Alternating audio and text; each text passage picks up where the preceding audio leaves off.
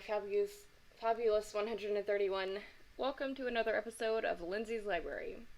Today I'm going to be reading Chapter 9 of Ella Enchanted, written by Gail Carson Levine. So, let's get started. Chapter 9. We passed through rich farmland on the final day of our journey to Jen, the town where our finishing school was located. The day was hazy and warm, and I was almost too hot to be hungry. Hattie had energy for only one command, to fan her. "Fan me too," Olive said. She had worked out that if Hattie told me to do something, I would do it. And if she directed me to do the same thing, I would do that too. Hattie hadn't explained my obedience to her. She didn't bother to explain much to the slow-thinking Olive. And she must have enjoyed keeping the delicious secret to herself. My arms ached, my stomach rumbled. I stared out the window at a flock of sheep and wished for a diversion that would take my mind away from lamb and lentil salad. My wish was granted instantly as the coach took off in a mad gallop. "Ogres!" the coachman yelled.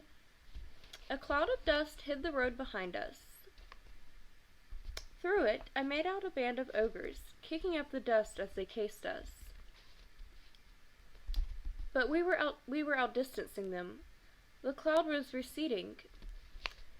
"Why do you run from your friends?" one of them called. It was the sweetest voice I had ever heard. "We bear gifts of your heart's desires, riches, love, eternal life." Heart's desire?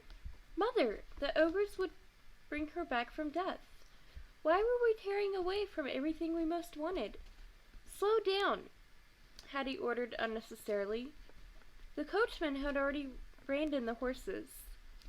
The ogres were only yards behind, untouched by their magic. The sheep were baaing and bleating their fear.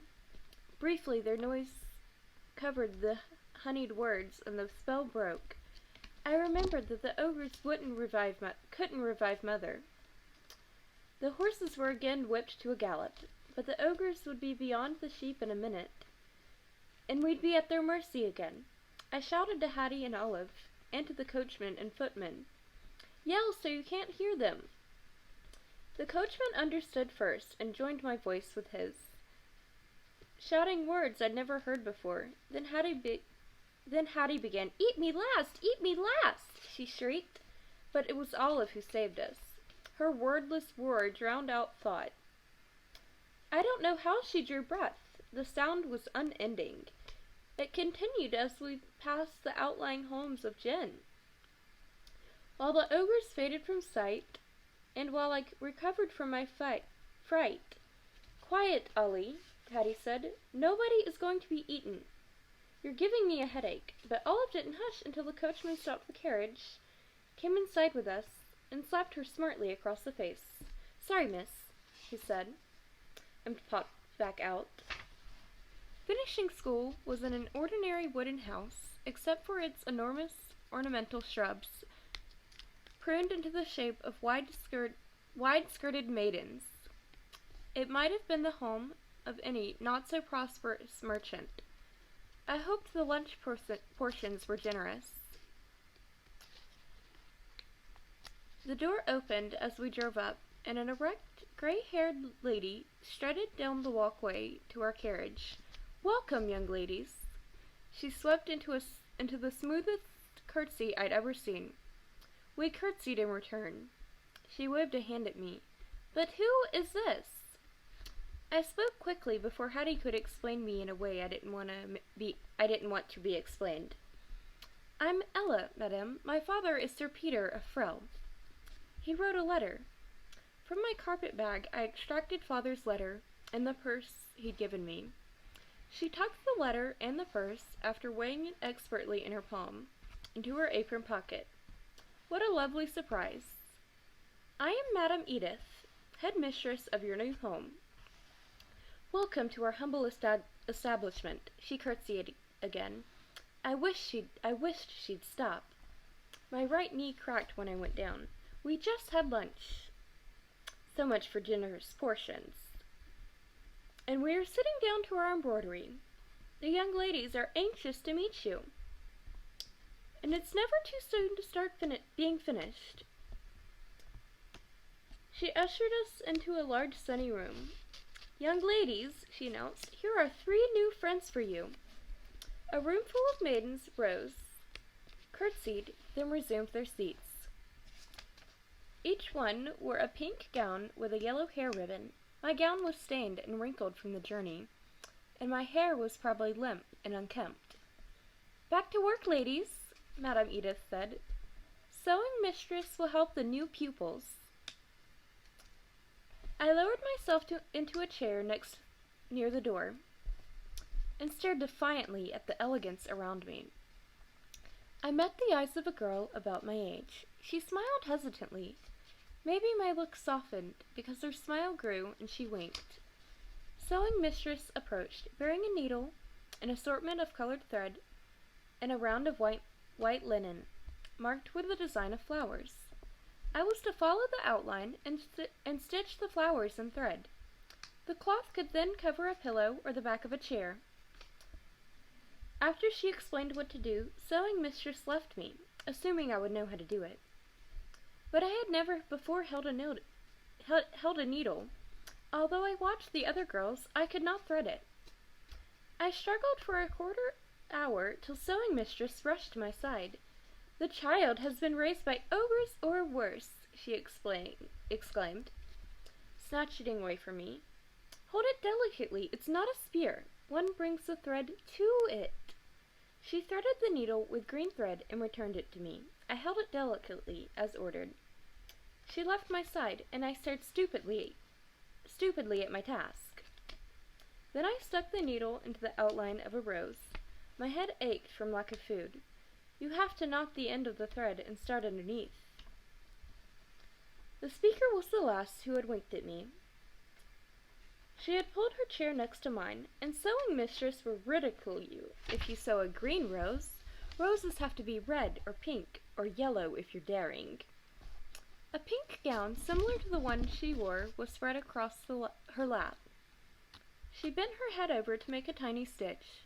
Her dark hair was plaited into many braids that were gathered and woven into a knot high on her head. Her skin was the color of cinnamon, with a tint of raspberry in her cheeks. I couldn't help thinking of food. Her lips curved up naturally, giving her a pleased and contented air. Her name was Arita, and her family lived in Amanta, a city just over the border in Eorthia. She spoke with an Eorthian accent, smacking her lips after the letter M, and pronouncing her L's as Y's. "Abensia utu anja obensio?" I hoped this was Eorthian for "I'm pleased to meet you." I had learned it from a parrot. She smiled at me ecstatically. "Obensio obcomio Eorthia?" "I only know a few words," I confessed. She was miserably disappointed. It would have been so nice to have someone to talk to in my language. "You could teach me. Your accent is good," she said doubtfully, "but writing mistress teaches Eorthian to everyone, and no one has picked it up at all. I have a knack for languages." She started to teach me right then. Once heard, always remembered is the way with languages in me. By the end of an hour, I was forming short sentences. Arita was delighted. "Until eventual eventem oingento?" I asked. "Do you like finishing school?" She shrugged. "You don't? Is it terrible?" I asked, reverting to Kyrian. A shadow fell across my neglected sewing. Sewing mistress picked up my pillow cover and announced dramatically, 3 stitches in all this time. 3 vast, messy stitches. Like 3 teeth in a toothless gum. Go to your room and stay there until it's time for bed. No supper for you tonight." My stomach growled so loudly that the whole room must have heard it.